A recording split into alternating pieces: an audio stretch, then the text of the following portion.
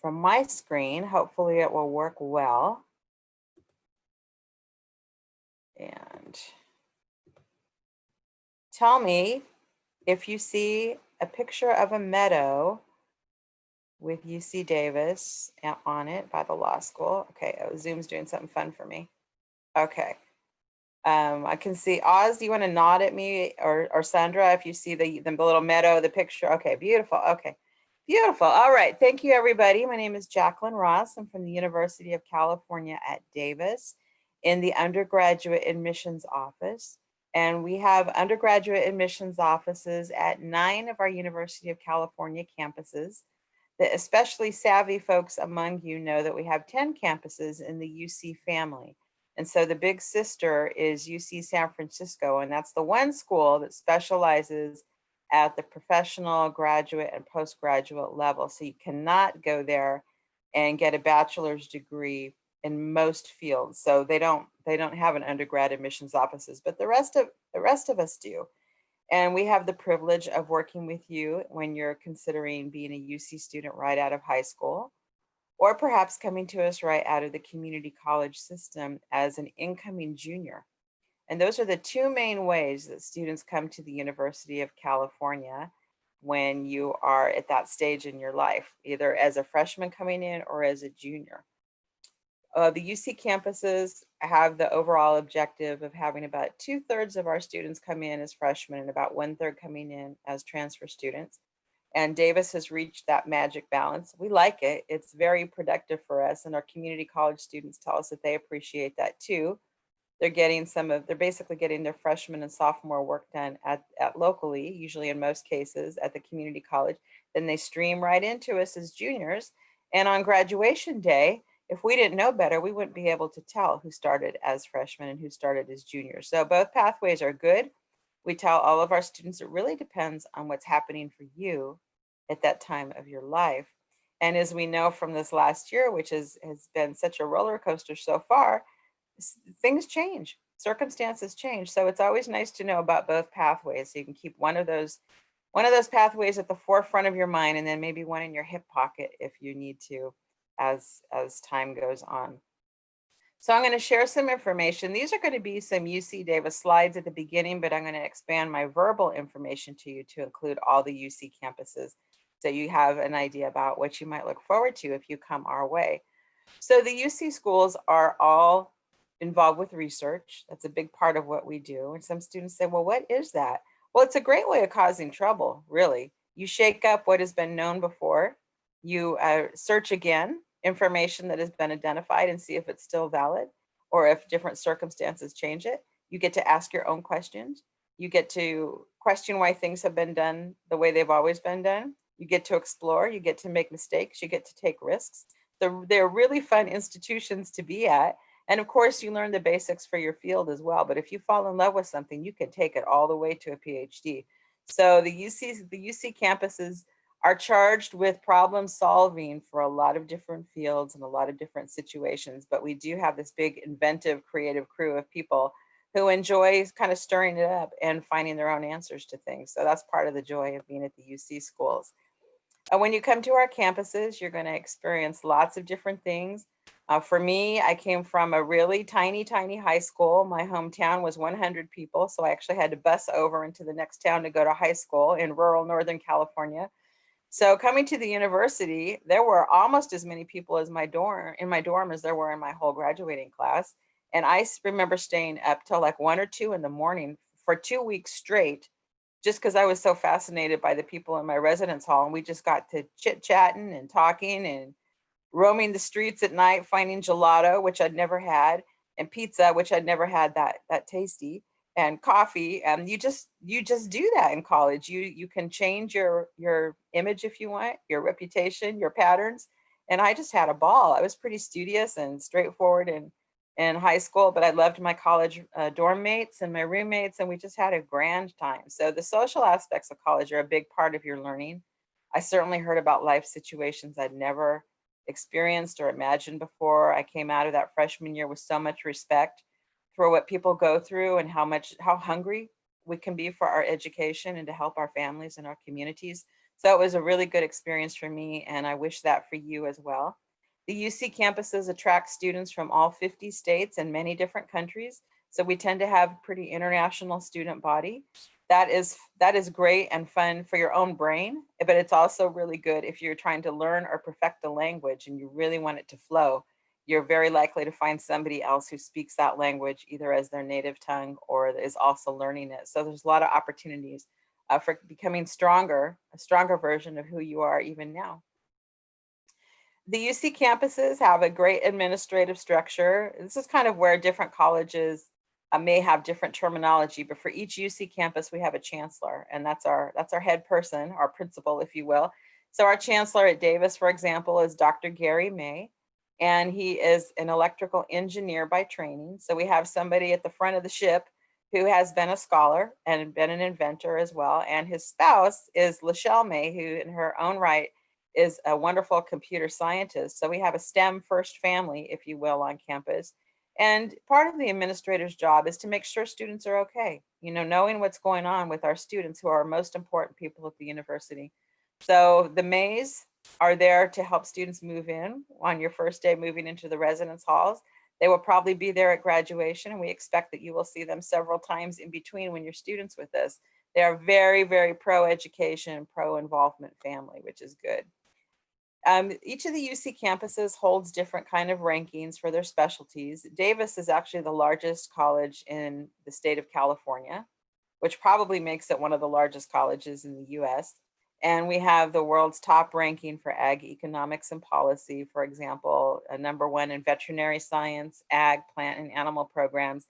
Our sisters in the UC campuses also have their own specialties to think about. Something that we all get into is pushing that new knowledge. And I want to point out this picture here because this is kind of interesting to me as someone from Northern California.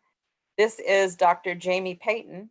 She's in charge of our integrative medicine in the veterinary school, and she's working on a bear here, particularly one of the bears whose paws got very badly burned in one of our Northern California fires. And she has innovated a technique where instead of using like Band-Aids, plastic or synthetic Band-Aids, she's actually developed a technique of using sterilized tilapia skin.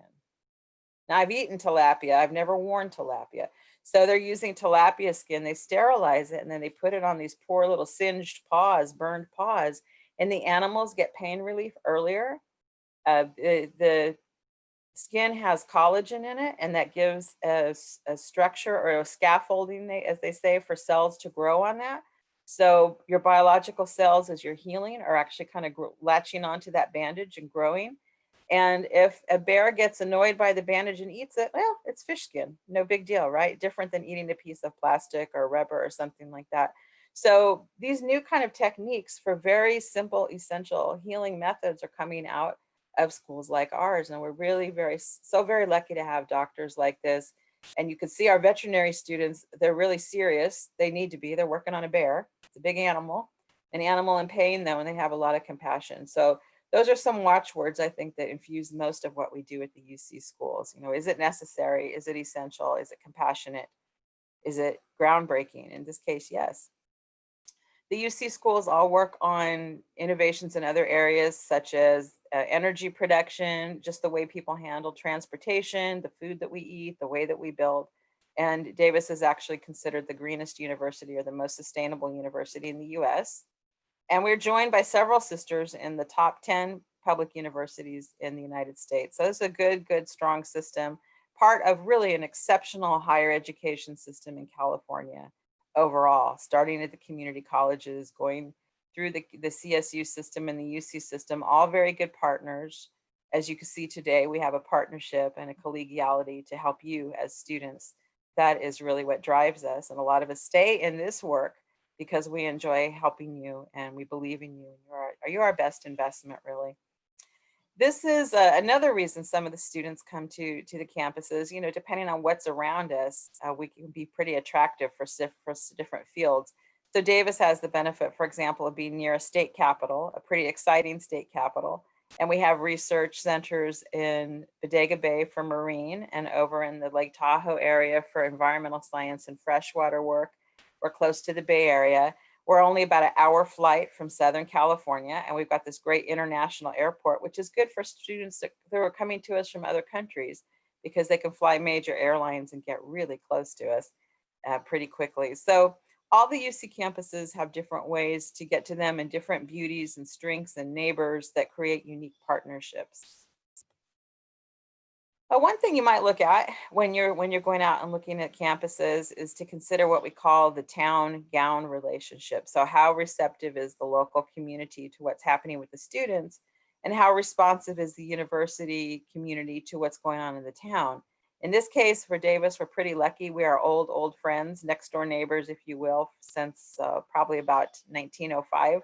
So this is a very close relationship here, and our students and our community is pretty readily welcomed by this very sweet town that we're next to. But it's a good question. Some of the UC campuses, there's a little bit more isolation between where the campus is and where the closest town is and how people are regarded. So that's something to check out because you're going to be interested in what services and shops and things are nearby and where you might be patronizing as an incoming visitor for 4 or 5 years. And so we do have different amenities locally. Davis is pretty hometown. We have a farmer's market we gather at twice a week. We do a lot of eating. We're big foodies over here. We like to share food and entertain and just develop a very rich social atmosphere. Other places have more of an urban vibe. It just depends on what you want, but that's part of what you look at probably when you're a student as well. And the way you get around on campus is a good thing to ask. Davis is actually the bicycle capital of the US, so we are bike people over here. I'm a little countercultural. I like to walk everywhere, so I'm more of a pedestrian. We've also got a great bus system that our students run. So check out transportation when you're looking at the UC campuses and ask where students typically live and if they commute in or they take public transport. All that kind of stuff really will be high impact, I think, on your day-to-day comfort at the campuses. So it's one thing to investigate. None of the UC campuses demand that you live on campus. All of us offer it, especially for our freshman year students. And I mentioned before how I maybe was not really looking forward to the residence halls, but even though I had family nearby, they didn't invite me to move in, and I don't think I would have particularly been up for that. So I took my chances on the dorms, and I was pretty quiet in high school. But as a graduation present to myself, I bought a really good sound system. So I hooked that up and I was playing my music. And as I was unpacking stuff, I had my door open. So people started poking their heads in as they arrived in the dorms and asking if they could come in and listen to music with me. And then somebody brought some soda in, and the next thing I knew, there were pizzas. And I'm like, hey, there's a party in my room. I never imagined that would happen, but that was a really nice start to the residence halls. And not a crazy party, just like getting to know each other, meeting people, having friendly new space to be in. It was great. And I really loved my first year in the residence halls. So, you might have that kind of experience as well. Like, be friendly, be open. Don't be, afraid of just meeting people and inviting them out to coffee, or say, hey, you want to go to have breakfast? Because you're all kind of going to the same place with dining commons. So open yourself up a little bit to that, and you'll be surprised at the rewards of friendship that you will have in a short time. Our first year student dorm work is mostly like solo rooms all the way up to 4 people in a residence hall for most of the campuses, I think. But a lot of us also have transfer housing, which tends to be attuned to that more sophistication maybe and independence that transfer students bring with them. So when you're coming into school and you're more like 20, 21, you might prefer an apartment style housing, but still have the social benefits of living in the residence halls. So that's what a lot of us offer in our transfer housing. And many of the UC campuses have great food in the dining commons. Ours at Davis is spectacular. This is really a big change from when I was a freshman. It was not good. Now I happily go over there and eat. The food is delicious. We sourced most of it locally. So there's a lot of super fresh ingredients, and you can be a little bit picky. You don't eat onions. You can ask for a dish to be made without onions, because we do a lot of these, what we call exhibition cooking. So kind of tailored, made to order alterations to dishes in front of you if you need it. All the UC campuses have good student health and wellness centers. Davis, I think, has a little extra boost because our students grow food for each other. So we have a student farm, and if you're a student, you can show up with a tote bag once a week and get fresh fruits and vegetables that are grown on our student farm. So that kind of gets back to us being foodies and getting pleasure out of feeding each other and providing for each other. And so we're really happy to have the land and and the loving labor to produce that good food. Each UC campus is organized a little bit differently. Most of us have colleges, or what we call colleges, and you may say, wow, I'm already at a university. How's that different than a college? So in this case, the way we use that is colleges kind of bind together majors under a particular philosophy or direction. And at UC San Diego, UC Santa Cruz, those are both systems that work on what we call the British college system. So that grows into more of a community-based situation, kind of like a Hogwarts house, if you will. So there might be a guiding philosophy and a smaller group of students so you get a more intimate experience. And for the rest of the UCs, including Davis, we're kind of going by what these schools do. So we have biological sciences, which is all biology all the time. We have engineering, same kind of thing. These are actually mini campuses on the main campus. Letters and science is the big overall arts, humanities, social sciences. Some of the sciences like chemistry, physics, all the mathematics majors, computer science are in here. And then ag and environmental sciences is actually where we started off over 100 years ago. And this has most of the outdoor majors, almost everything to do with plants, food, animals, winemaking, and some pretty spectacular human sciences are in here. So when you apply to the UC schools, they're going to ask you what major you want, and your major is going to be under a particular college. We're not going to think you're weird if you want, history at UC Davis and dance at UC Irvine. We know that you're multi-talented at this stage in your life, and probably will be all of your life, but maybe one field hasn't risen to the surface yet for you. So you're kind of picking what you're interested in at different campuses. So that is fine. And some of us will also ask you what you want your alternate major to be if we're able to consider you for that as well. We do not ask what you want your minors to be. If you're not familiar with that term, a minor is a side dish, if you will. So my major is like my sandwich, and my minor is my fries. Okay, I don't have to have fries. I may be full with the sandwich, so that's fine. But if I'm a little nibbly, I want to try something else, I can throw the minor in there, so that's okay.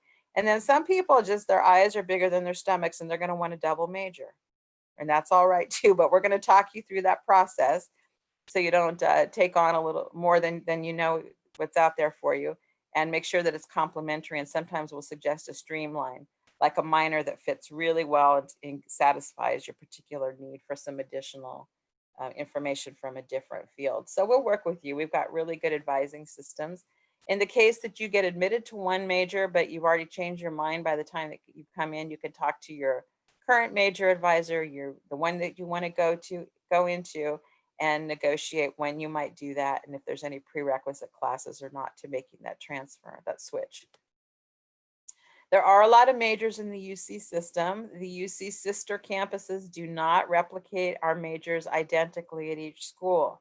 So some of us have unique majors. I think Davis is the only campus that has viticulture and enology, for example, grape growing and winemaking, right? Other campuses like UC Santa Cruz have a gaming design program and astrophysics. And so you'll see some specialties out there that are recognition of the faculty that we have at the campuses, but also maybe a predominating force in the area. And so sometimes campuses will be able to develop a major because of the strength of their friends and business contributors and whomever in the local area. So you'll see some differences between majors for sure and campuses. And then when you pick a college at any campus, you're going to have some additional advising available within there too. So we have a whole, in our College of Ag, for example, they have a whole advising system, and they'll walk you through the philosophy of what's done and really explain that. So any UC campus you go to has their own college advisors as well. And this is an overhead shot of a bike circle at Davis. You might be wondering, well, if you're the bike capital of the US, how do you keep everything in order? These little traffic devices are pretty handy for us. So that's a nice overhead shot of one of our areas on campus. So let me roll into the admissions discussion now, trying to keep on time and be good about this, and we'll give you plenty of time to ask questions as well. So very much like the CSU system, the UC system has a series of A through G requirements, which are pictured here in front of you. We are almost identical to CSU. There may be a little bit of difference here and there, but almost identical. So our 2 years of history have to include US or American history, civics or government, plus a year of world history, cultures, or geography. History is just so important. It is a foundational field of study. You need to know where you've been to see ahead in the future a little bit and start recognizing patterns and precedents and the importance of personality, right? And wow, are we seeing that this week? Lots of personality coming through in politics and major decisions that impact all of us. So it's a very worthy field, worthy of our attention. We do have a big concern with good communication, and so we ask for English to be complete for every year of high school, so 4 years total. Mathematics, usually at least up through algebra 2. Your math pattern must include geometry somewhere along the line. The more math, the better. The more lab science, the better. We ask for 2 years. These 2 years must be from two different disciplines, like biology and chemistry, or chemistry and physics. Some of us get pretty hungry for science. So I had 4 years of science by the time that I finished high school, just because I love it so much. And frankly, I like blowing things up. So that was a good area for me. It was a way to be really active in the classroom and start exploring. What it also does for you, though, it gives you a taste for being curious about things. And we offer so much science in the UC schools that the more familiar you are in high school, the more likely you are to be a little exploratory, a little bit more risk taking when you come into us. 2 years of the same language other than English are required. This can include American Sign Language. It can also include heritage languages, that is, languages that you learn through family, home, or community. So tribal languages, Swedish, a particular dialect that maybe your grandparents speak, something like that. If you can test out of it at an adult level and you have a school official that will put that on your transcript, we will accept that. 1 year of visual and performing arts, and 1 year of a college prep elective.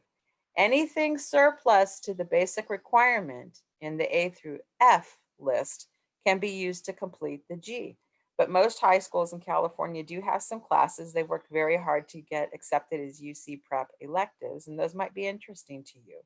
So things we have seen in the past, statistics, um, different specialties like environmental science, stuff like that. So you may want to take one of those courses.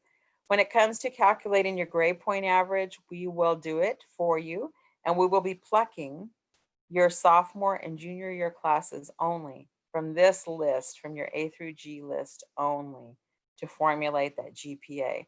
So you probably worked very hard as a freshman, but that's a weird year for a lot of people, social transition, maybe from junior year.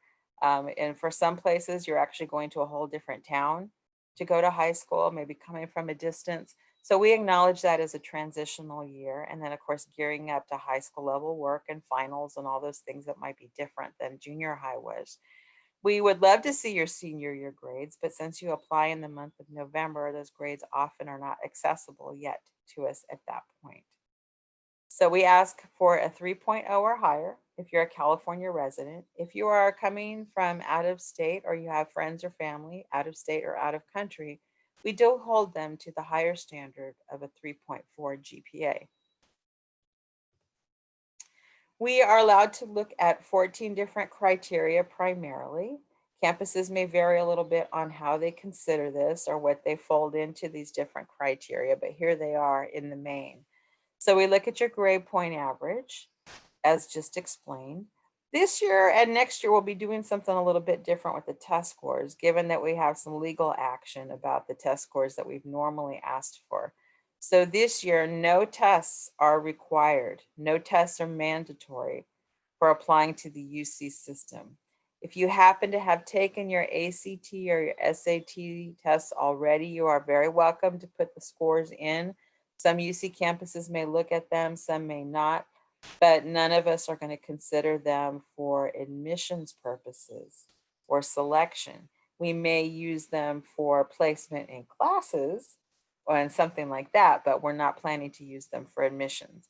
If you have taken advanced placement tests, if you've taken international baccalaureate tests, or if you've taken SAT subject tests, we are allowed to look at those. And if you've taken any of those tests and done well on them, I would report those.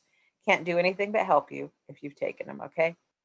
We'll look at the courses that you've completed up till to the start of your senior year, the courses that you're enrolled in as a senior, and those that you're planning to take in your spring term. We look at honors coursework.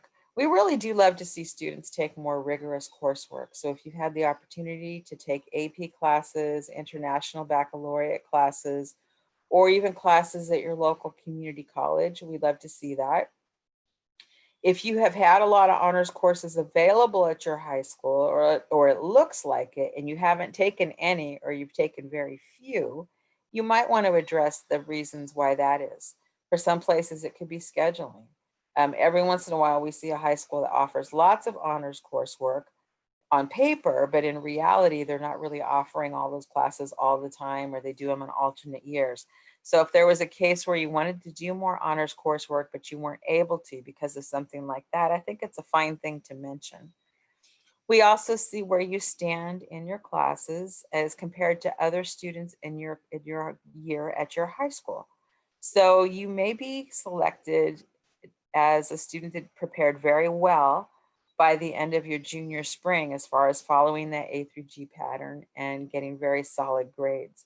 If you end up in the top 9% of your rising senior class for your high school, or indeed for the state of California, this little designation will come up automatically on your UC application. It will let us know which of those percentages you fell into, the 1 or the 9% or anywhere in between. You don't have to do anything extra, but that lets us know that you're kind of a top student at your school.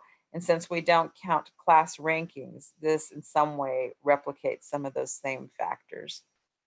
We look at the quality of your senior year program of study. Now, sometimes students are surprised by that.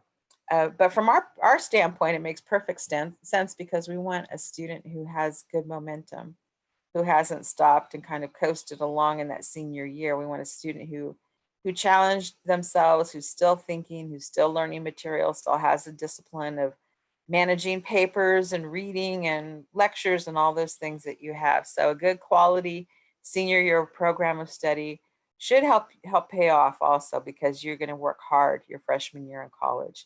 And we want you to be ready for that and to have stayed tuned up, so to speak, stayed in good shape. We will look at what kind of educational opportunities you had in high school. So you might step back and say, wow, okay, what have I had? I'm at a really whatever school, fill in the blank, and we haven't had everything I'm interested in, or I was looking forward to this class and then it got canceled because not enough students wanted it. So there may be situations like that that you want to tell us about, that you want to talk to us about. Other students are at schools that have everything you can imagine, like 35, 40 AP classes and no problems with computers, and everybody has access and things are rosy.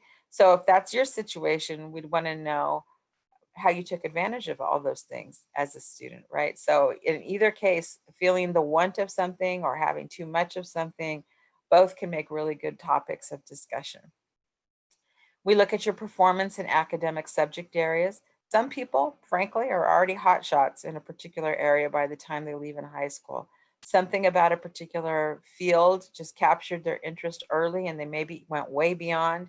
Perhaps they had their regular physics course, for example, but they took Khan Academy, or they went to some kind of summer program at a college, or started their own project, or have a secret lab down in the basement where they're doing physics stuff. I mean, you just don't know. But students tell us pretty fascinating stories when they express the love for their particular field already.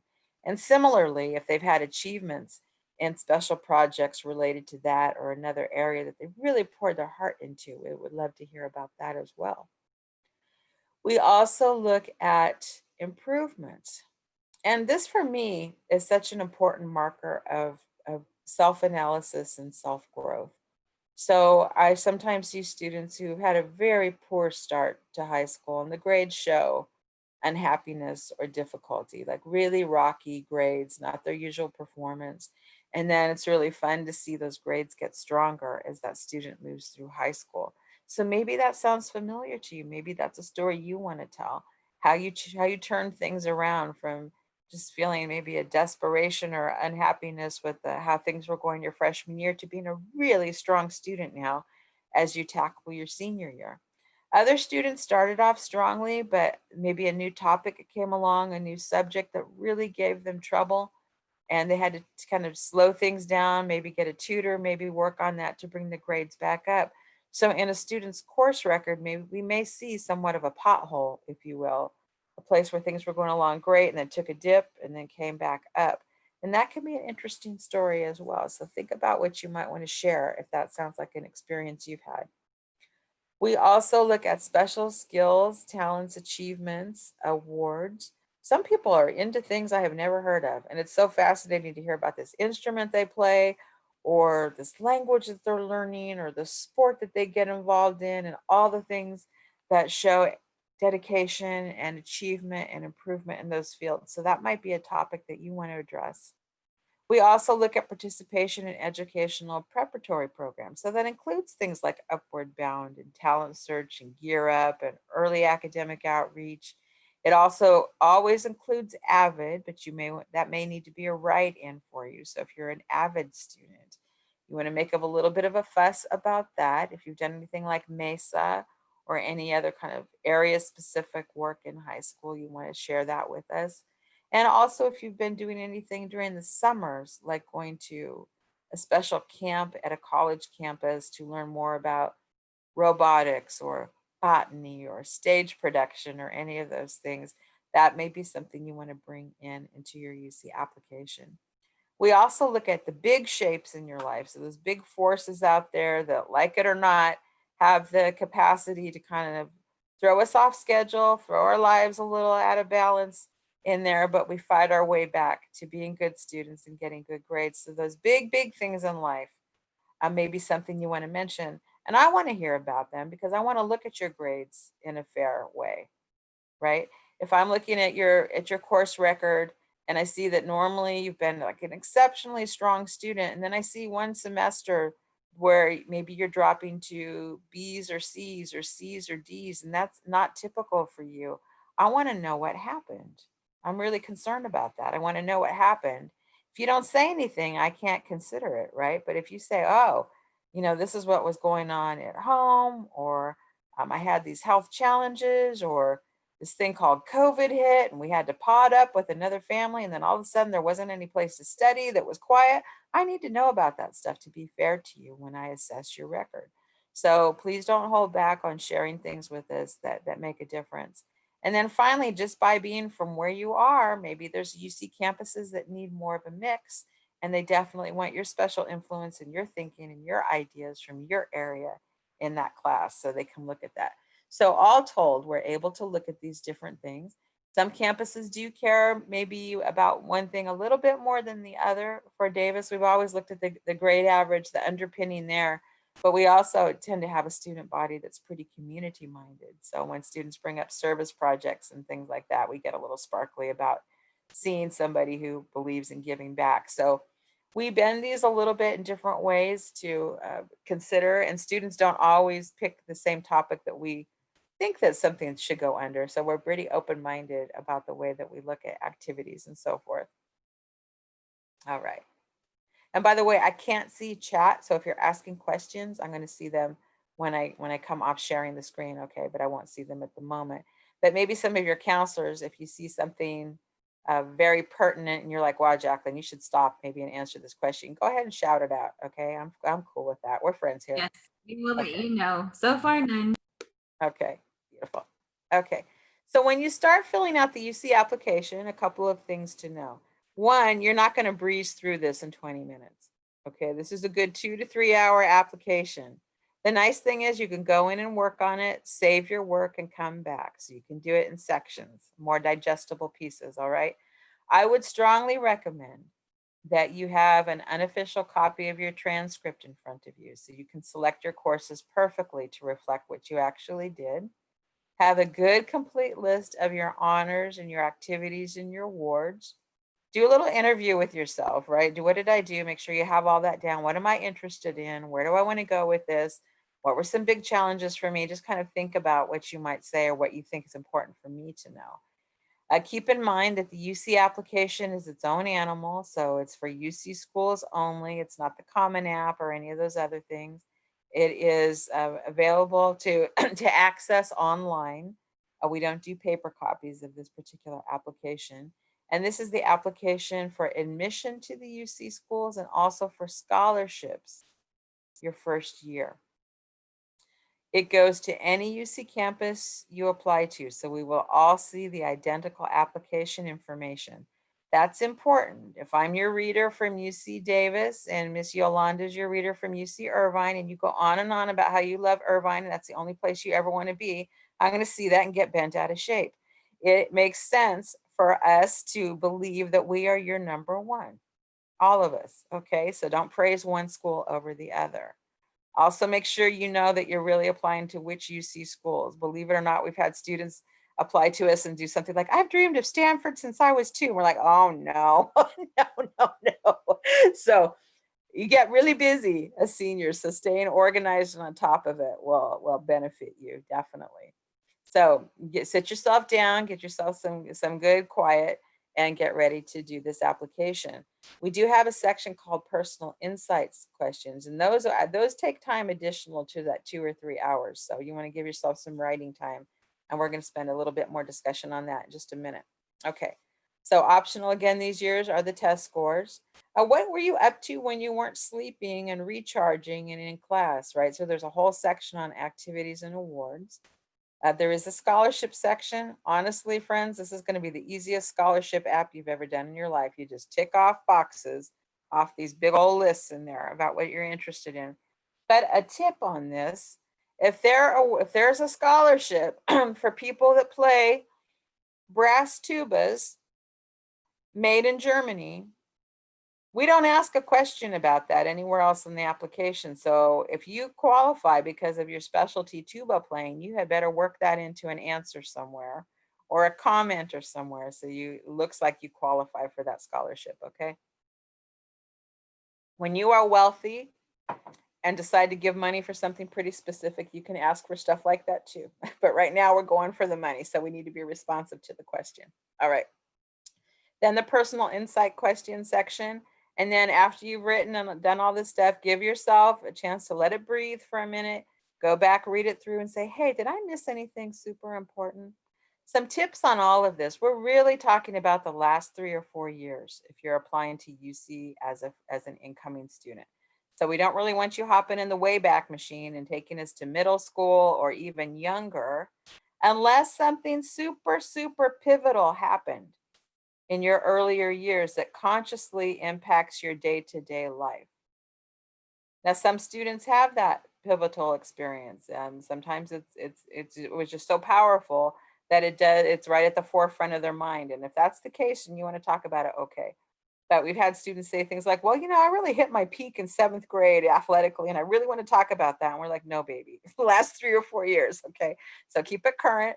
Keep it current. There's good years ahead. We believe that. So tell us what you've had going on now.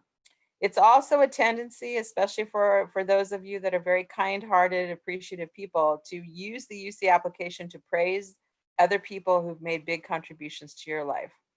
That won't get you very far. So we don't really want to hear, we know you love them, but we don't want to hear about your coach, your pastor, your parent, your advisors. We shouldn't be hearing a lot about other people. They're not applying to UC. So it's got to be focused on you. That might feel a little bit selfish. If it does, just step back and say, is this fact? Is it fact that I am the finest student that Oroville High School has ever seen? That might be a little boastful. Have you held X and X and X and X positions at Oroville High School? Yes, you have. So get specific, get concrete if you feel like you're getting a little bit out of bounds with yourself, okay? And I'm a big advocate for showing your UC application to an adult who cares about you enough to be tough. So that might be the folks that you're looking at on screen who maybe have carving out a little time to look at your application for you, or they may pick this one section and they may say, you know what, 3 of your 4 PIQs are golden. This one, what the heck are you trying to say? You need somebody like that in your life, to tell you the truth. So show it to somebody that will give you that feedback. It's really, really valuable. Take it to heart. Okay. All right. So we ask all this stuff, 1, because we're interested in you. And 2, we get lots and lots of students and we're trying to figure out how to make a really exciting, enticing, great class So we're looking for all the pieces to the puzzle to give you good peers and to be assured that you would be a good peer as well. So we look for context. We look for that richer perspective of what's been going on in your life. It is very helpful to have the concrete details about yourself, what's been going on in home area, in your school, your neighborhood, or your community, or your county even. It's great to have the depth that gives us details to help us understand what's going on in your environment. Now you can think just in the home county that you're from, in the high schools that you have in your county, they're not identical, are there? There's significant differences between different schools. And so it is important for us to understand the area that produced you, the environment that produced you. In the activities or awards section, you can add up to 20 activities or awards in the following categories. So basic awards or honors, educational prep programs, extracurricular activities, other coursework. So it could be that you have had a great not A through G class that really taught you a lot about life or that was influential. Maybe you had a class where you got to work more with your hands, like woodworking or shop or something like that. And it was just amazing. And you learned teamwork and all these other things that are important in any field. And you might want to address that.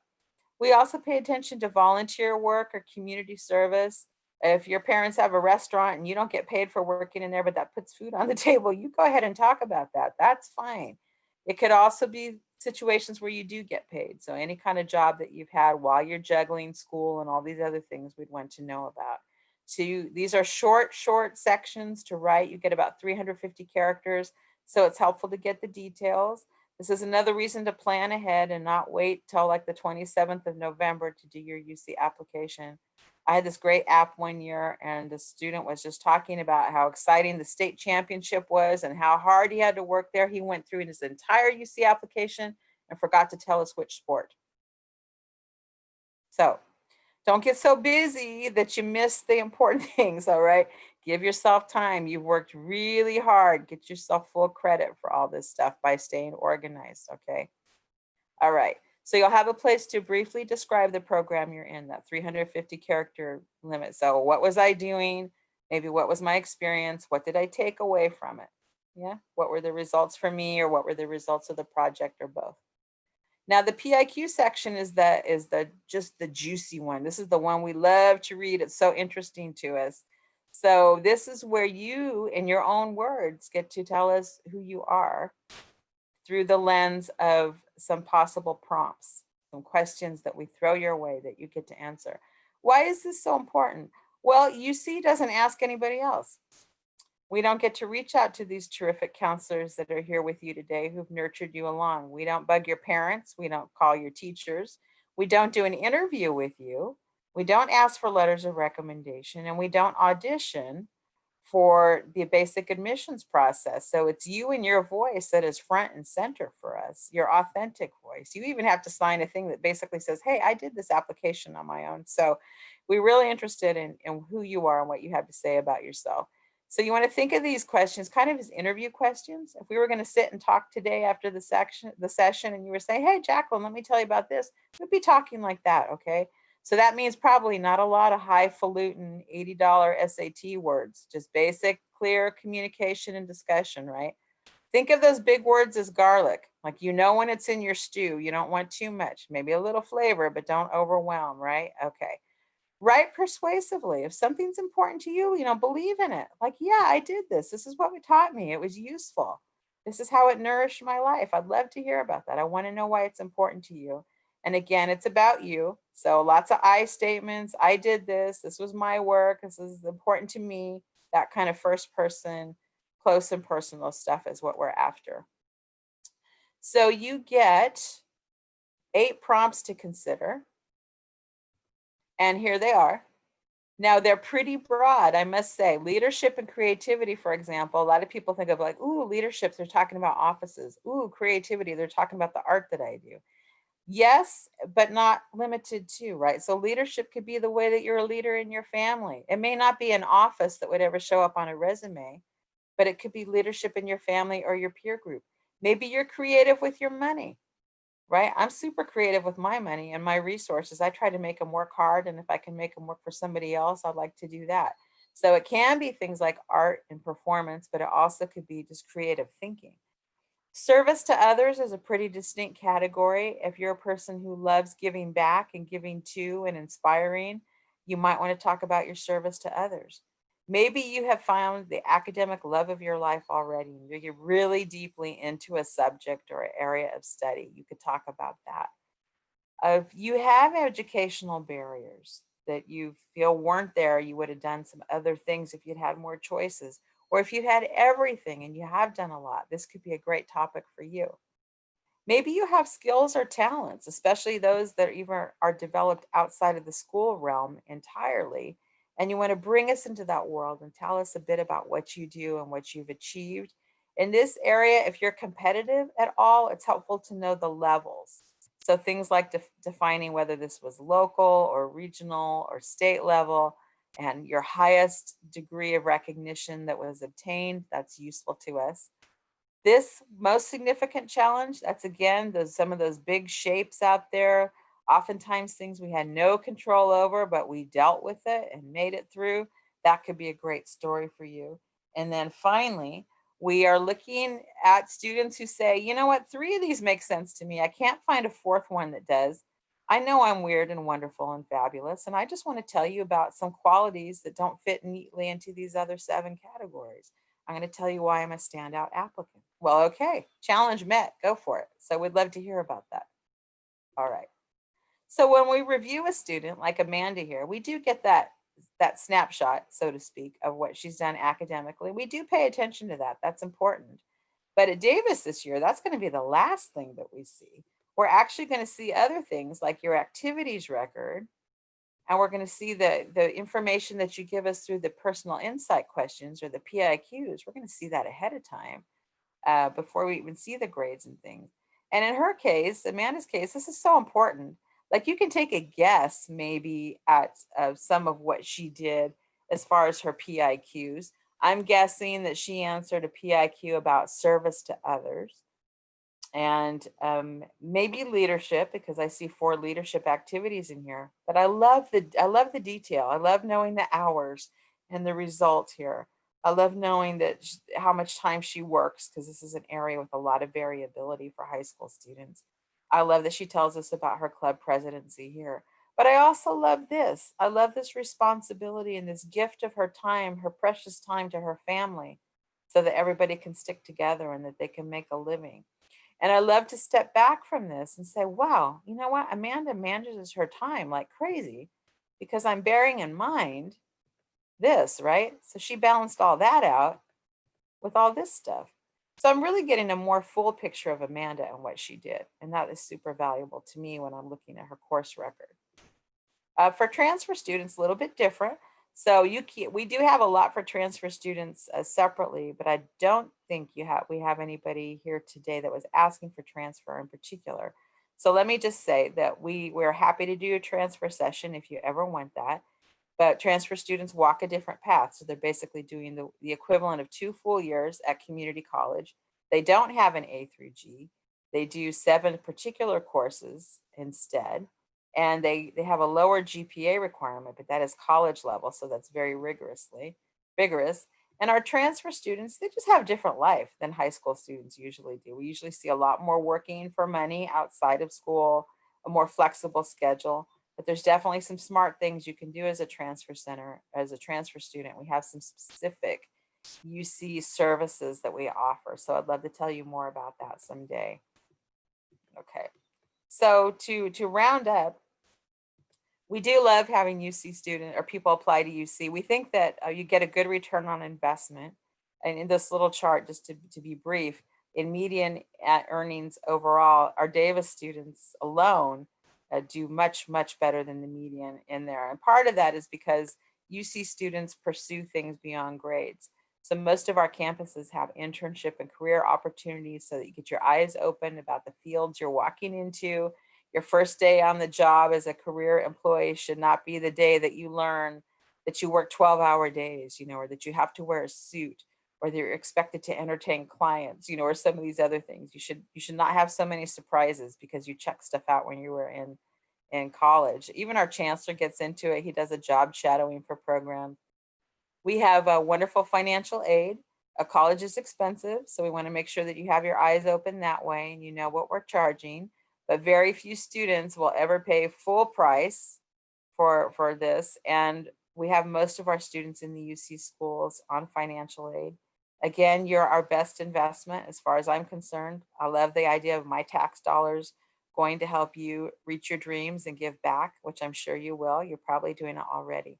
So we are fairly expensive, although believe it or not, inexpensive in the overall picture of what colleges are charging, but we want you to apply for that financial aid. So to wrap up, we have some important dates and deadlines. This is our month to apply. In January, you'll be asked to create your own record.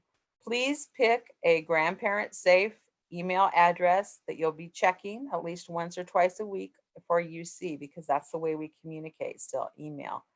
Anytime from now till March 2nd, please submit your free application for federal student aid or your California DREAM Act application if you're a dreamer. We would love for you to apply for money.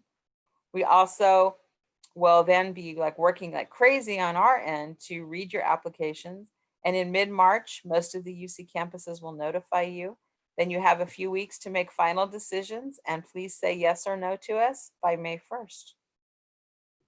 If you haven't had a chance to visit the campuses, a lot of us are doing virtual tours, and it's kind of fun to do this. It keeps your energy up while we're all still in isolation, getting to see what you might walk into, what you have to look forward to. And most of us are on social media all over the place as well, including a lot of YouTube content. But we look forward to celebrating with you when you get accepted to our schools and welcoming you to the University of California family. And to close off, here's some information for further contact. So here's undergraduate admission at my campus. All the campuses, again, have lines that you can call. For some of us, you'll get to talk to a student first or maybe ask them some questions. And then if you have a tricky one, we will get that to a staff member to assist you on the deep stuff. Lots of us are doing webinars. Davis has a webinar every day for students. And this is me. So if I can be helpful to you, you're very welcome to have my contact info. I'm going to stop sharing and I'll put my contact information in chat as well as kind of a final shaboom for you. Okay, if you don't have it already. All right, there you go. All righty. Any questions or anything from the roaring crowd? Oh, I'm going to look on chat for a hot second. Okay. See if I see anything out there that I need to know. Yeah, take a look, Jacquelyn. Everyone, let's give a round of applause. That was awesome. That was so awesome. Thank you. Well, thank you. Thank you. Really easy to understand and very welcoming. And yeah, thank you so much. You're welcome. There were a couple questions in the chat. So we'll start with those, and then I would love to open it up to our students. Students, if you want to type your questions in the chat, we can do it that way. Or if you want to do the hand raise, we can do that as well. And I'll keep my eyeballs peeled on that. One of the first questions that we have that might have been from me was, are there certain PIQs that UC readers like hearing/reading more than others? Not that I have ever heard. I can tell you the question most frequently addressed by applicants is leadership. And the question least tackled is the one about being weird and wonderful and unique. The standout applicant question. Okay, good to know. Yes, yes. So if you could do any of them and you want to be a little bit more unique, you might pick that one out and kind of surface other things. But in the end, you want to make sure that we know about everything that you want us to know about. So it does pay, I think, to strategize. What am I going to list? Like what's really straightforward and I can say it all briefly that I can put in that activities and awards section. What things do really show my heart and my dedication that I want to explain more thoroughly? Or, you know, what kind of things have I been through that are more like the iceberg? A little bit of it's showing above, but most of it's underneath. So I need to bring that up above water so people see that. Those would be more of my PIQ things. What if I have just like a weird situation? I think you need to know about it. I might use educational history comments or additional comments. What we don't like is when people use additional comments to list out 50 activities that wouldn't fit in the previous space. That bothers us a lot. So people will, you know, I was the apple bobbing champion of 2021 Halloween, whatever, and you just need to know that because it shows that I'm competitive. Like, no, we don't need to know about that.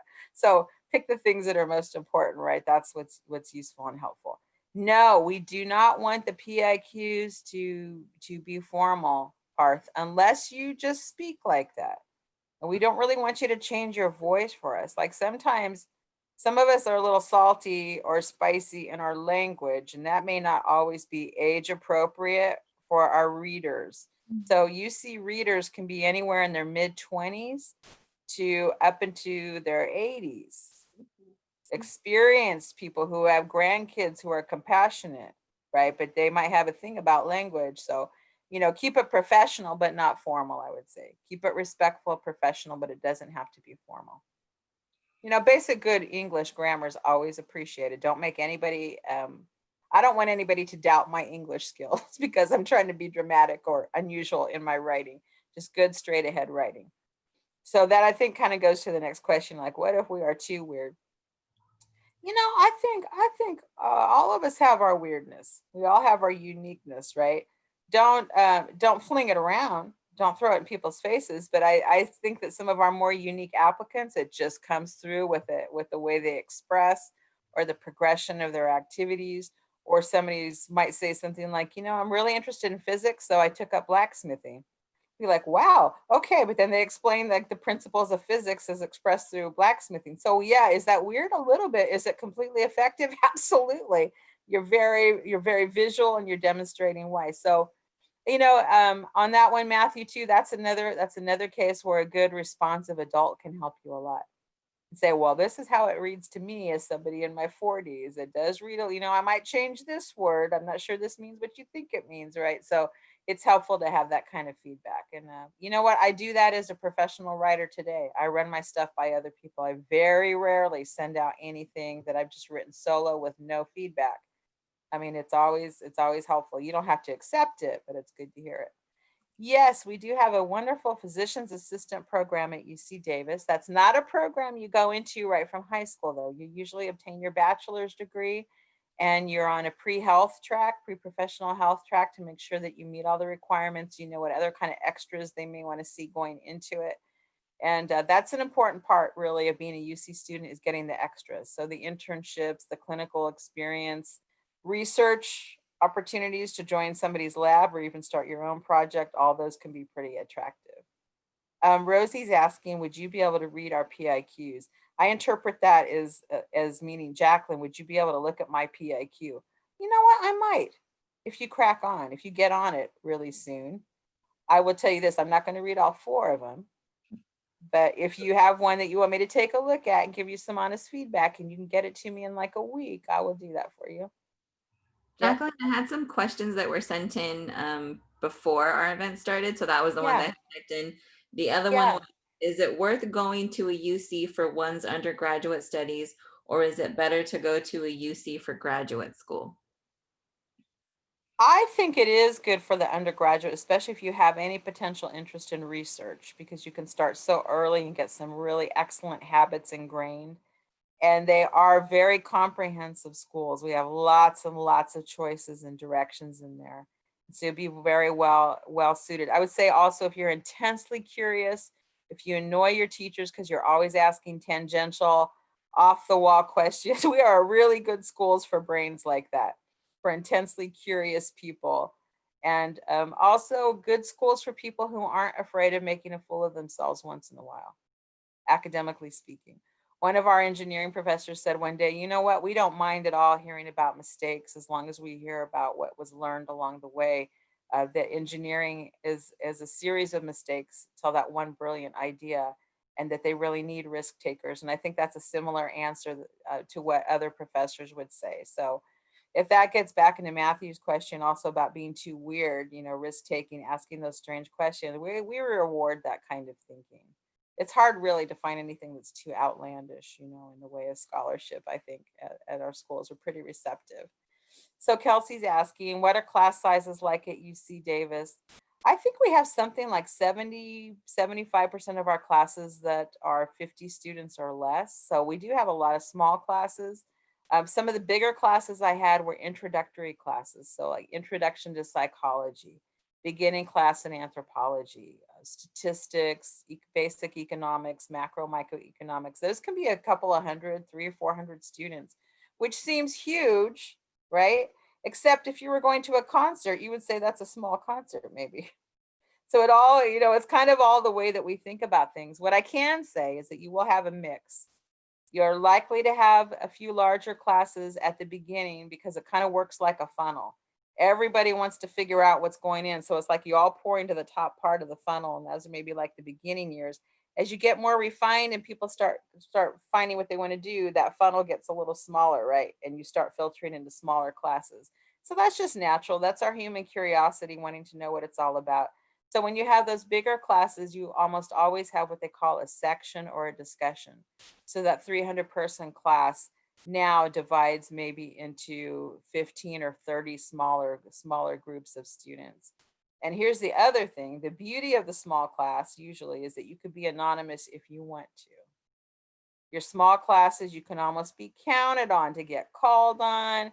Come with your A game, they say, right? Come prepared to discuss and argue, have done the reading, all those things. So you get participation points in all of them, but I think you get worked harder in the smaller classes because you're so seen. I kind of appreciated the few large classes I had as a little bit of a breather, and also to be more entertained. In the smaller classes, you're more likely to be the entertainment because a good teacher will engender a lot of argument and discussion. I heard some fierce arguments and I got scared a couple of times in a couple of my classes because people were passionate and they were like ready to throw down in class. But it is really, it's fun. And that's part of college exploration, is coming ready for that new discussion. And it's not easy. It's not supposed to be easy. You don't pay that kind of money for easy, right? You pay that kind of money for value, exploration, new thinking. So you really get out of it, I think, the kind of input that you throw into there. But you will have a variety. And then as you get more advanced in your classes, like junior, senior year, you should see the size of your classes really coming down. By the time I was done, I had some classes that were like 6 people, 15 people in the class, really intense small classes. A normal school schedule or weekly schedule for students at UC Davis? Well, our average for our freshmen, we expect our students to be in class about 13 and a half, 14 hours a week. Now, give 2 to 3 hours for every unit to make up a big full schedule, right? So if I have a 13 unit schedule, that means I'm in class 13 hours a week and I'm probably studying 26 to whatever hours a week. That was the hard part for me, getting used to that studying time, because I didn't have anybody behind me saying, Jacquelyn, are you studying? Like what made me do that was my first bad grade, and I kind of snapped to it. But you get used to balancing out your time. And that's the big difference between high school and college. In high school, most of your school time's in class, right? And the balance is studying. In college, most of your school time is you're studying in an individual initiative with very limited class time. Now you can change that around. Like I encourage you to go visit your professors. Any teaching professor has to have office hours. A lot of them are really cool about making individual time for you. Sometimes people feel braver if they go in with 3 friends from class to talk about what they didn't understand. That's okay too. Take a cinnamon roll. Don't be threatening. Be friendly to your professor, but get some mileage out of those office hours, because in the end, when you go for those first jobs, and especially if you're going for graduate school or something, the faculty are the ones whose opinion means a lot. So make friends, put faculty members on your team, right, for your success in college for sure. So typical, like I think my freshman year, my first quarter, I had a 4-unit English class. I had a 4-unit communications class. I had a 4-unit comparative literature class, and I think I had a 2-unit seminar. Anyway, I had something like, I don't know, 16, 18 units, and I just had this crisis of conscience about dropping a class. I'd never dropped a class in my life. I didn't know that was a normal thing for college students. It's very normal. When you feel overloaded, you take that load down a little bit. You can't really do it in high school so easily. It's not expected. In college, it is expected. So I think a good normal load for a freshman would probably be three classes and maybe a 2-unit seminar. And you'll probably be in class, 14 hours a week, and then get used to making a good solid schedule for yourself so you stick to it. That's helpful. Yeah. Oz is asking, do you need a bicycle to get around on campus? You don't. It's very common to have one. I stopped riding after my first bike accident. I was like, you know what? I gave it a shot. I'm walking. So I did that. But a lot of people love the bicycle riding. And I really liked riding using the bus system too. That was really handy. So you don't have to have it. Some UC campuses aren't bike campuses at all. And they're more pedestrian campuses. So you'll see what people use. For us, it works pretty well though. We like it. Yeah. If you're gonna come to Davis, bring a clunker. Get something that just looks stupid but is functional. All right. So you don't want to be attractive. We have bike readings around here. We have bike thieves once in a while. So get yourself something that's just, cosmetically challenged, but works like a prince, and that'll be good for you. Yeah. Any other questions on that end? As students, if you've already worked on your applications, is there anything that's giving you trouble?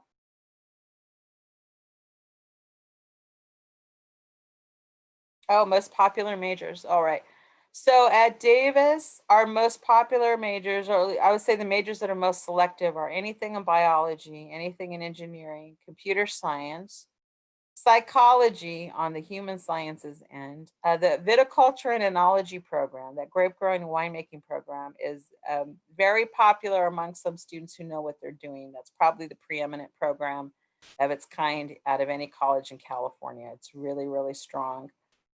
Our animal programs are popular, but they're not particularly competitive, which is nice. So those are some of the more receptive majors to get into, even though we're top in the country for that. So that's a good example of a program that can be number one ranked, but not difficult to get into in particular. So you should never count yourself out of programs that are highly ranked just because you think it sounds intimidating. You should really see the facts behind it. What else is super popular? Political science can be really popular with us because of the proximity to the Capitol. Those folks over at the state Capitol are amazing about offering opportunities for our students. They're so welcoming. So legislators, agencies, even international US agencies that have offices in Sacramento, they're all really pretty good about taking college students. So that's nice too. Yes. Jacquelyn, I know we had a hand raised. Parth, you were raising your hand. I don't know if your question got answered and you unraised it, or if that was an accident. So I'm seeing a question from Parth here. Oh, there we go. Okay, he typed it. Typed it. Okay, does going undecided? No, it doesn't, unless everybody does it.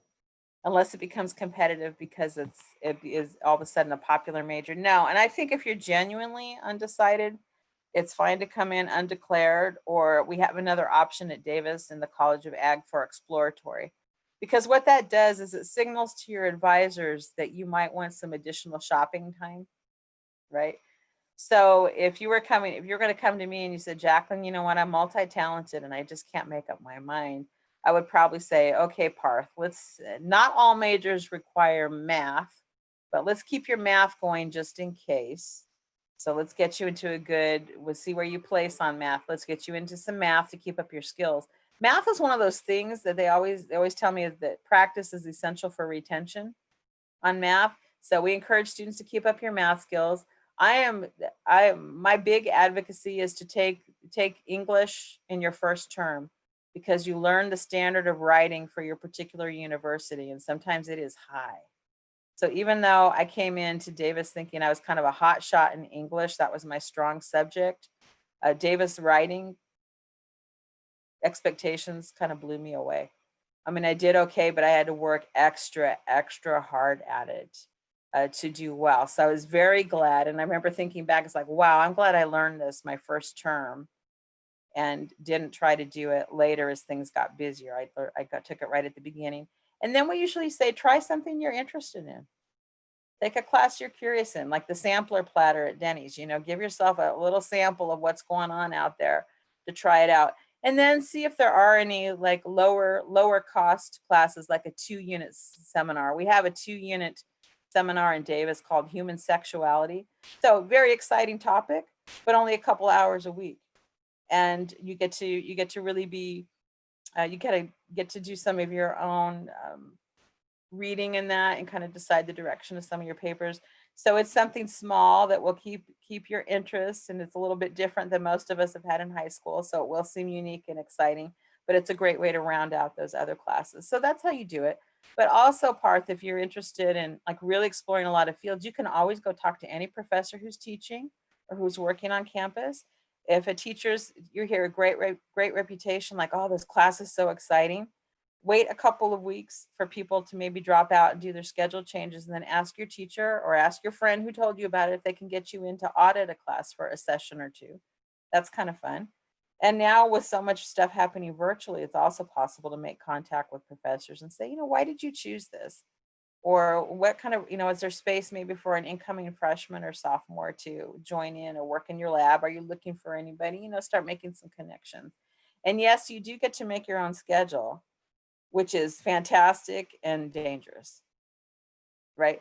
So you want to do that in a balanced way. So I would never, I encourage you to work with your advisor for your major to plan out your short-term schedule, like for your next term and for the year, but also maybe what you would fit in over the 4 years with us or the 2 years that you might be with us if you come in as a transfer.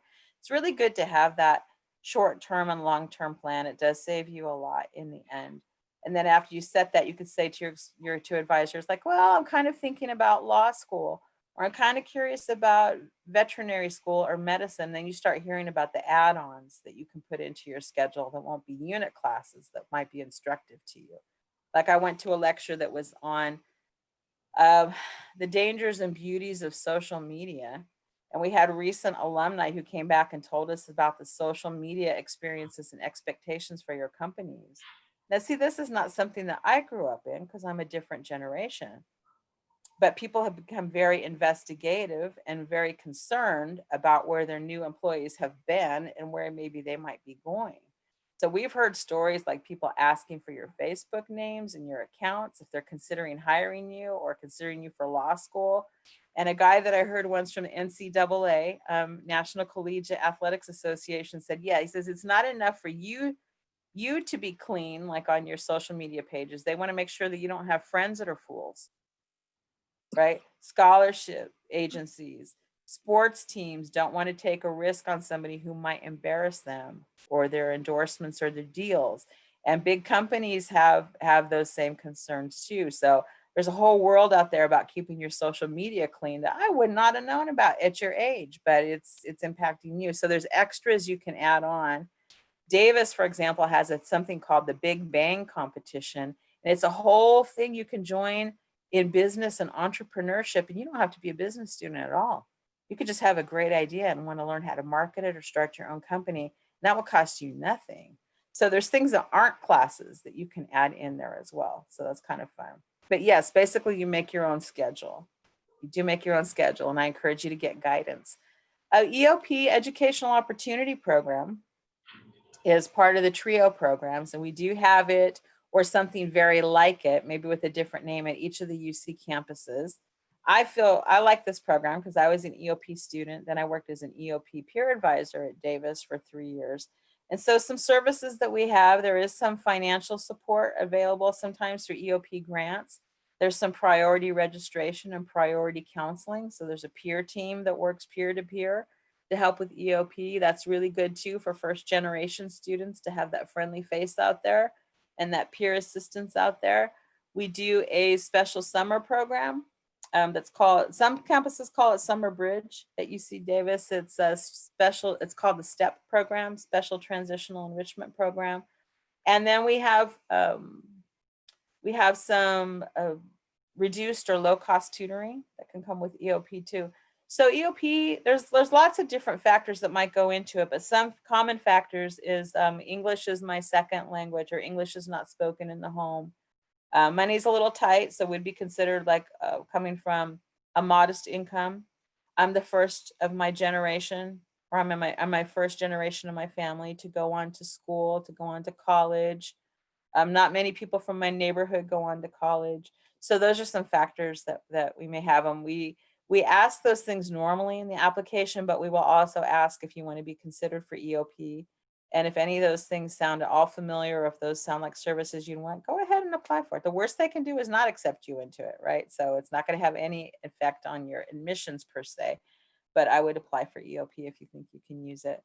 Yes.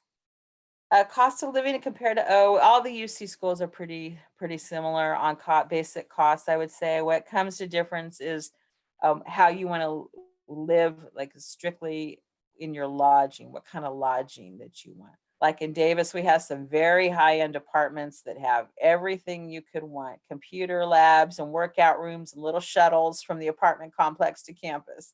And then we have other students that are like, 6 to an apartment and they're living very compact, like that little tiny room that you see in IKEA, the tiniest square footage room. They're kind of doing that. So they're getting but you can work that out too, right? Who's bringing the microwave? Who's bringing the fridge? Who can bring cups and plates? I mean, you can work that out. And if you have a good chore chart, you can make that living work also. I had one house like that and we had it really organized and it worked out really well for us. So you can get clever. Also, it depends on what the campuses have around it. Like UC students, Davis students mostly live in Davis, but we have some coming up into Woodland, which is 12 miles north of Davis or 12 minutes north of Davis. And we also have students kind of moving out into West Sacramento a little bit. And they tell me it's a little cheaper out there. What's really different sometimes is grocery prices. So sometimes it's great to live near Davis or in Davis because of the housing and everything and being really close to campus, but depending on what kind of shopping you might want to do, it might pay off to shop in the next city. So of course we had students research that, they come up with that stuff, that good information too. So Parth, you're asking, can you choose your roommate? You mean like in the residence halls? Well, if you have a friend who's coming and you sure your friendship can survive close quarters, you two can ask for each other and get selected as each other's roommates, which takes all the guesswork out of it. You also can there's like a little survey or something that you do that kind of matches up compatibility. So they have an instrument like that they work. Something else that might help too is many of the UC campuses have what they call theme programs or learning living communities where you can select to be in a residence hall program with already some commonality, right? So I'm like, I love outdoor adventures or I love international relations. I want to meet with other people that are interested in that. So that's a good way to get with folks that with whom you have at least a few things in common without ever talking to each other. Yes. There are a lot of things to get involved in college, and the residence halls are one way that you get connected to other people. But there's also a lot of clubs and organizations. Davis has over 800. I'm a club faculty advisor, so I get to see, my students develop with their leadership and how they do all the meetings. I jump in on the meetings and I do everything with them, but they do all the planning, all the organizing, and they do a beautiful job. And you can really see people's growth in there. When I came to college, I thought I'm not going to do any of the stuff that I did in high school. I'm going to be a student or like really serious. That lasts like 5 minutes. It is not helpful to cut out all the things that give you pleasure in high school. Like if you enjoy being really active, that's probably become part of your pattern. But I think what you do get better on is, kind of managing your time and your energy and your resources. You're building your support system here at college, which is different than the support system you have at home. And so it's more peer based, I think, in college. And so you get really respectful about people's time and financial limitations and all these other things that happen. Something additional to consider, and I should have mentioned this earlier, Parth, especially, is that all the UC campuses except for Berkeley and Merced are quarter system schools. And most high school students haven't worked on a quarter system. Quarter system is very fast. We start and end a course in 10 weeks, which is different than having 32 weeks or even 16 weeks in high school to tackle a subject. So you take fewer classes, but it's very intense. Now I liked that because I had a couple of bad characteristics, I would say, when I came into college.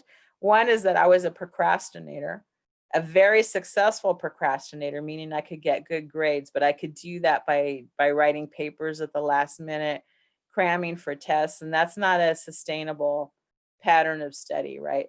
So I was a procrastinator. I also get bored very easily.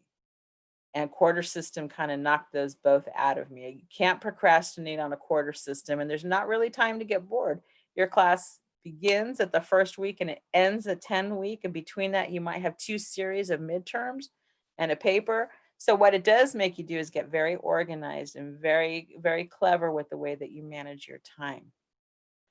And you do 3 academic quarters in a year. So you start your fall quarter in very late September, and you go to about like the beginning of December. Then you take a break for the rest of December. You come back, you hit January through about the end of March, or yeah, that's about 10 weeks. And then usually April through mid-June, and 3 complete sets of classes. The great thing is if you love something, you advance very quickly through the progression of that course. And if you're not so hot on it, it's over in a quarter, it's over in 10 weeks. And that seems really, really doable. It does give you a lot of variety. And we have 2 summer sessions at the quarter schools. Those are very fast, and you're advised only to take 1 course because it's like a 6-week course. And you just live and eat and breathe that course when you're taking summer school. But you also, with the permission of your UC campus, if you wanted to go home and do a couple of basic classes at community college over the summer towards your UC degree, you can get permission for that. So that's quite often allowed as well. And that's a way to kind of ease up on the intensity of the quarter system if you want, spread it out a little bit over the summertime, but with permission from your deans and advisors. Yes. How's the oh, sorry. Oh no, go for it. Yeah. Let's go ahead. We'll answer one more question, and then I think we're gonna hit the wrap her up. Yeah, people need nutrition. Okay, so Sandra's asking, how's the average cost of living for off-campus apartments in the? You know what? They vary a lot at Davis, and I've heard this from other UC campuses too. Kind of the closer you are to campus, the more expensive it is. We're pretty blessed by having this really good transportation system in Davis, but also free transportation on the bus system to the surrounding cities. So for a lot of students that want to knock down their costs a little bit, that want to go to a surrounding city, usually the transportation is pretty good and it's built in. Some students do that, but they still want to drive to campus, and that's where you're going to lose money because the campus parking permits are kind of expensive. So if you can combine a good livable price for your apartment with being on a transportation route that's free to you because you paid it already as your student fees, that's the golden ticket. That's the good way to go. I think don't quote me on this. I know it's going to get recorded, but I think most students, what I've heard is kind of like 800 a room is kind of what the average comes out to be for the apartments around in here.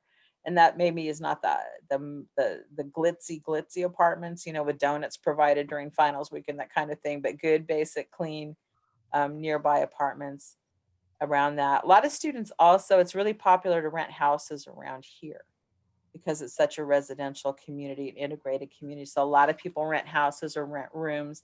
And so that's a pretty popular way to do it as well. Some of the other UC campuses, like UC Santa Barbara, basically has a student community in the town of Isla Vista, or the community of Isla Vista that I'm given to understand is mostly students, but not as many students may live like in the town of Santa Barbara. So all that's good to check out. Like, where do students live? And it varies highly from UC campus to campus. Quick question to follow up on that. Does UC Davis have mandatory dorms for freshmen? No, none of us do. None of the UC campuses do. It's highly recommended, and you're certainly invited. But lots of folks have been already a little bit, have been more living independently already. And some folks come in and they are used to that independence, or they have friends or family nearby with whom they'd like to live. So that's absolutely fine. The only program at Davis that is a residential requirement is the residential honors program for freshmen. And that's the one that I came into as an incoming freshman. And we do that because there's some social programming connected to the honors program, and also because the professors like to come over and interact with the students, like for social stuff in the evenings and dinners and night lectures and that kind of thing. So for that program, I think it does make sense because of the way that it's structured, but none of the other programs ask for that. One of my students sent me a direct message asking if the UC Davis has a nursing program and what's the acceptance rate into that. We do not have a nursing program for the beginning level, so you cannot get a Bachelor of Nursing Science or a registered nurse degree here. What we do have, and I hope your student will look forward to this, is we offer advanced nursing. So we have a master's and a doctorate of nursing science at Davis through the Betty Irene Moore School of Nursing, which is on our medical campus. Davis has a human medical campus in Sacramento. So that includes that nursing school, it includes a physician's assistant and family nurse practitioner programs. It includes a cancer research center, the Northern California Trauma Center, Shriners Children's Hospital, General Teaching Hospital, and the School of Medicine. So it is a powerhouse medical campus unto itself, different than the animal medicine, which is still at the Davis campus proper. So no, you wouldn't want to come to us initially for a nursing degree, but after you're in the field for a while and you start recognizing that you are an incredible nurse and that maybe you should be providing leadership or teaching, please think of us. We'd be very honored to receive your application for one of those advanced degrees. UCLA has nursing though. UCLA does the beginning nursing programs. Awesome. Do we have any other questions before we hit the breakout rooms? Once again, thank you so much, Jacquelyn. This was awesome. Oh, my great pleasure to you. Don't be a stranger if I can help you out along the way, okay? Perfect. Thank Okay. you. Okay, so much. thank We you. appreciate you. Have a good evening. You too. Thanks Thank a lot. I'm Thank gonna run you. away. Okay. Bye-bye. Bye. Thank you. Bye. Thanks. Bye. Thank you so much, everyone, for all the great questions. Great questions. It sounds like she's really open to your email. So students, if you have more questions, send them her way. Good on you, Rosie, for